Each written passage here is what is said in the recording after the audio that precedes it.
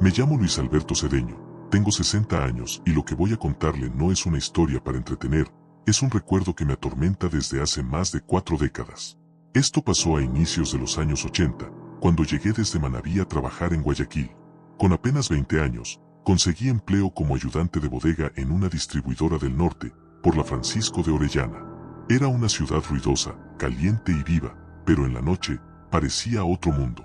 Los fines de semana me encantaba caminar por distintos sectores. Un compañero me habló del Guasmo Sur, que por esos años aún tenía casas de caña y calles sin asfaltar. Me advirtió que no era muy seguro, pero yo era joven y testarudo. Así fue como la conocí, a ella. Una noche calurosa, entre cervezas con unos chicos del barrio, la vi. Estaba al otro lado de la cancha polvorienta, con un vestido blanco y su cabello negro como la noche. Tenía unos ojos verdes que parecían reflejar la luna. Me dijeron que se llamaba Estela, que vivía sola al final de una calle sin salida, cerca del manglar. Nadie sabía mucho de ella, salvo que era hermosa y rara. La primera vez que hablamos fue breve. Ella me sonrió como si ya me conociera, y su voz era suave, casi hipnótica. Sentí algo que nunca había sentido antes, como si todo en mí se apagara cuando ella hablaba. Los encuentros con Estela siempre eran de noche, y siempre después de la medianoche. Ella decía que odiaba el sol. La acompañaba a caminar por callejones vacíos, y me hablaba de cosas extrañas, de espíritus, del poder de la luna, de cómo la oscuridad podía protegernos del dolor. A veces, me sentía confundido, como si el tiempo se distorsionara a su alrededor. En una ocasión, cuando quise tomarle una foto con una vieja cámara, ella se puso muy seria y me pidió que no lo hiciera. Las imágenes atrapan cosas que no deben ser vistas, me dijo. Pensé que era supersticiosa, como mi abuela. Después de la cuarta salida con Estela, empezaron los sueños. No eran simples pesadillas, sino visiones. Soñaba que ella me arrastraba al manglar, que su rostro cambiaba, que sus ojos se volvían completamente negros. En uno de los sueños, tenía la boca llena de dientes afilados y una piel que se desgarraba como tela podrida. Me despertaba empapado en sudor, temblando, con marcas rojas en los brazos como si alguien me hubiera sujetado. Durante el día, trataba de ignorarlo, pero cada fin de semana volvía a verla, y volvía a soñar. Un sábado la esperé en el lugar donde siempre nos veíamos, pero no apareció. Pasaron 2 semanas y nada. Nadie en el barrio sabía de ella. Empecé a preguntar con más insistencia. Una señora anciana me dijo que tuviera cuidado, que no era el primero que preguntaba por Estela, y que todos los que se enamoraban de ella desaparecían o se volvían locos. Eso me dejó intranquilo. Empecé a revisar mis libretas donde anotaba lo que hacíamos juntos, fechas, detalles, pero había algo raro. No tenía ninguna prueba física de que ella existiera. Ni fotos, ni notas de ella, ni regalos.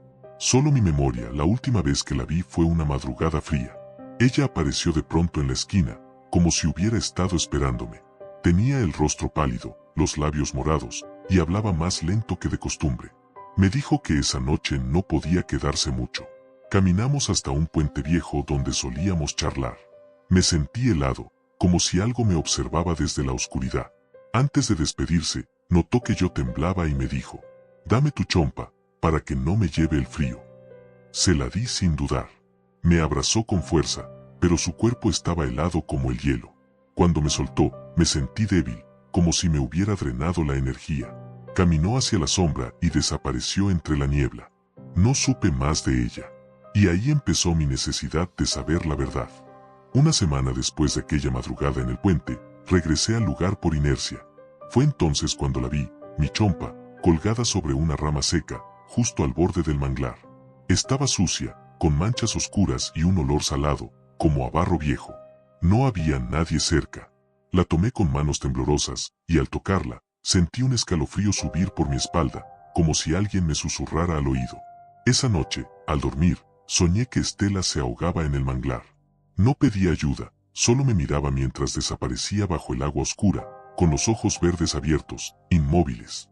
Me desperté con un nudo en el pecho, y algo dentro de mí me decía que esa imagen no era solo un sueño. Después de eso, algo cambió en mí. En el trabajo me decían que andaba ido, distraído. Tenía la sensación constante de que alguien me seguía. El olor a manglar comenzó a perseguirme. No importaba si estaba en casa, en el bus o en la oficina. El mismo hedor a lodo, a muerte, me invadía. Intenté distraerme con otros amigos, pero todo me parecía vacío. Un domingo, mientras lavaba ropa en el patio, sentí que alguien me observaba desde el techo. Miré y juro por mi madre que la vi parada allá arriba, descalza, su vestido agitándose con el viento, y sus ojos verdes brillando con rabia. Parpadeé, y ya no estaba. Me atreví a preguntar más sobre Estela. Fui al mercado del Guasmo a hablar con los más viejos. Un vendedor de frutas me dijo que ya la había visto, pero hace más de 10 años. Según él, era hija de una curandera que vivía cerca del manglar. Estela murió ahogada, dijo sin mirarme.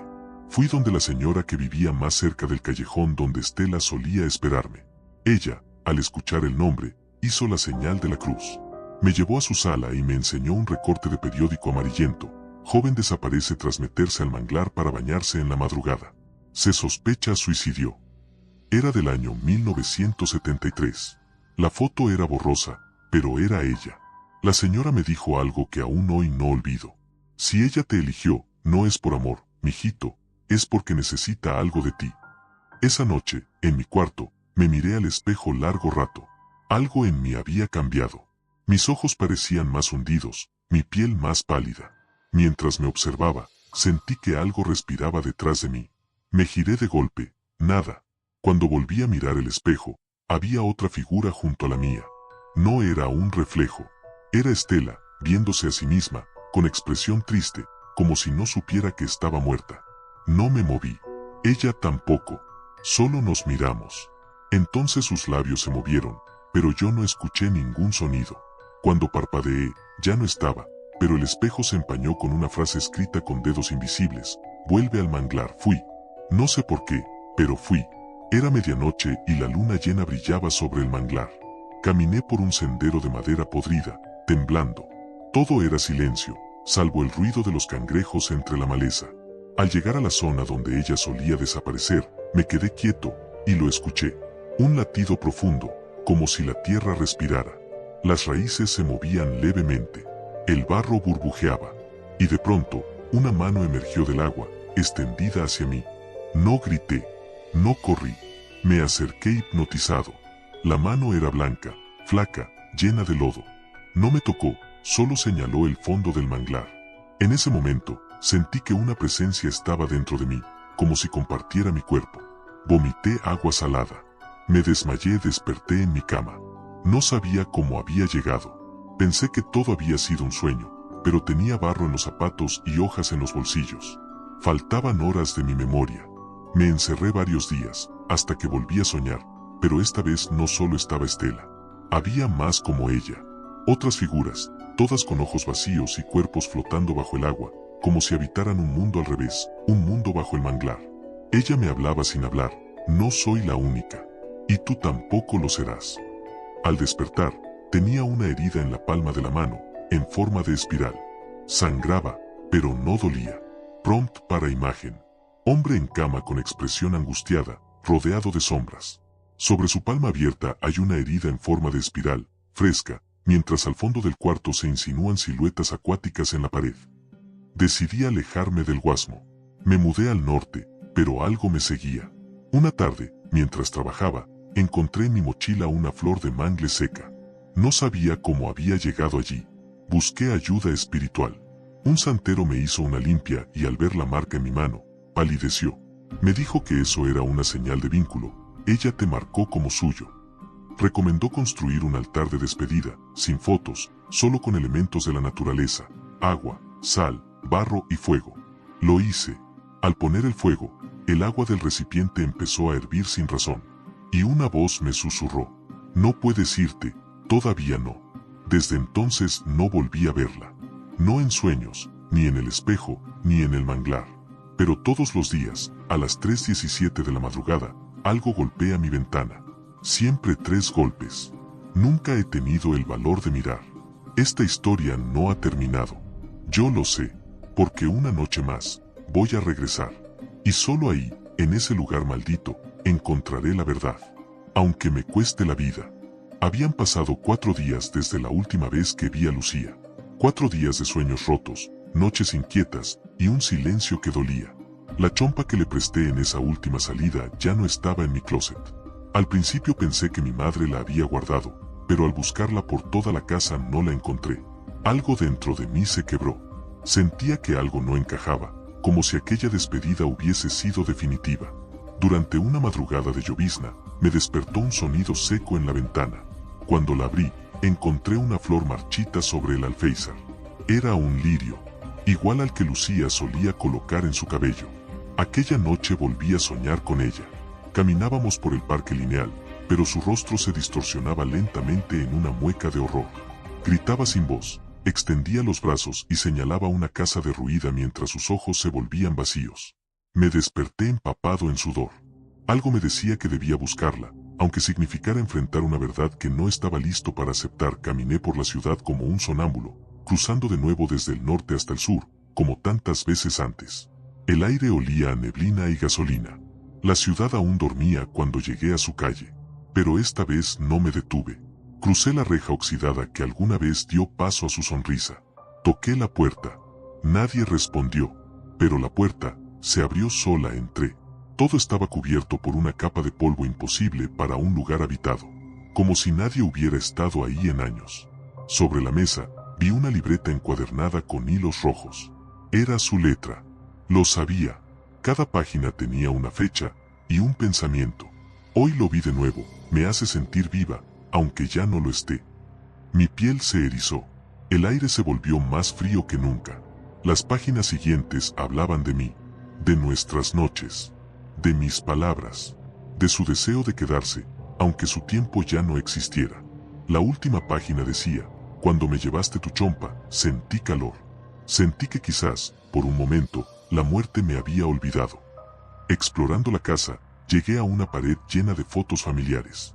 Retratos en blanco y negro, sonrisas congeladas en el tiempo. Y ahí estaba ella, con un vestido de flores, idéntica a como la conocí. Pero en la esquina inferior, alguien había escrito una fecha, 1981. Fue como recibir una bofetada del tiempo. Yo la conocí en 1986.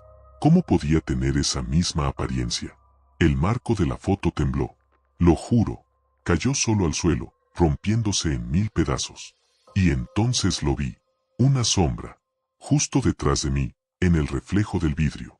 Me giré, pero no había nadie. Salí corriendo. Necesitaba respuestas. Busqué a los vecinos. Uno, un viejo con sombrero de paja y mirada cansada, me reconoció. ¿Tú eres el que la buscaba?, preguntó con una voz que parecía arrastrar décadas. Sí. ¿La ha visto? Hijo, esa muchacha murió hace 5 años. La arrollaron frente al puente peatonal un domingo por la noche. Dicen que su alma no encontró paz, que sigue vagando buscando al que le prometió amor. Me quedé helado. No tenía sentido. Yo la abracé. Hablamos. La vi llorar, reír.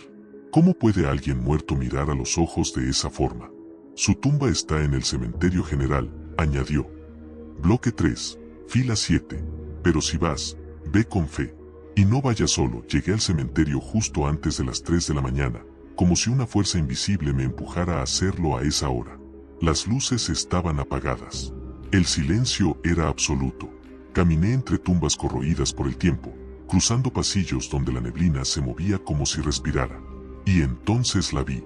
Mi chompa, esa que le di en aquella última noche, colgada sobre una cruz de cemento que llevaba su nombre. María Fernanda Cedeño. 1966-1981. Siempre viva en los recuerdos. No pude contener las lágrimas. Me acerqué, temblando. Puse mi mano sobre la lápida y susurré: te dejo esto, por si vuelve el frío. Y entonces, lo escuché. Gracias, Julio. Fuiste un buen hombre. De pronto, la tierra tembló levemente bajo mis pies. Un crujido surgió de la lápida. Me alejé. La neblina giró en remolinos. Frente a mí apareció ella, ya no como la vi la última vez. Su rostro se desfiguraba entre belleza y podredumbre. Sus ojos eran ahora 2 pozos negros. Su piel se desgarraba mientras me miraba con una tristeza infinita. ¿Por qué volviste?, me preguntó. ¿No entendiste que yo ya no pertenezco a este mundo? Porque te amé, Fanny. Y aún lo hago. Ella se acercó. Me abrazó. Su cuerpo estaba frío como la piedra. Pero en ese abrazo, sentí todo lo que alguna vez fue humano en ella. Me mordió el cuello. Grité, pero no me mató. Se desvaneció en el aire, como humo, Como susurro desperté en una banca del cementerio, con el cuello ensangrentado y mi chompa en las manos. Nadie creyó mi historia. Dijeron que fue una pesadilla, una alucinación. Pero desde esa noche, nunca volví a soñar.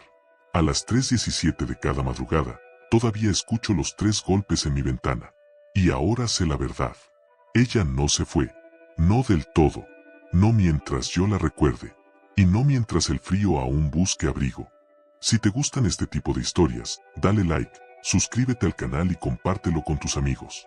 Me estarías ayudando muchísimo a que esta comunidad siga creciendo y así podré traerte más relatos oscuros y llenos de misterio. Gracias por estar aquí.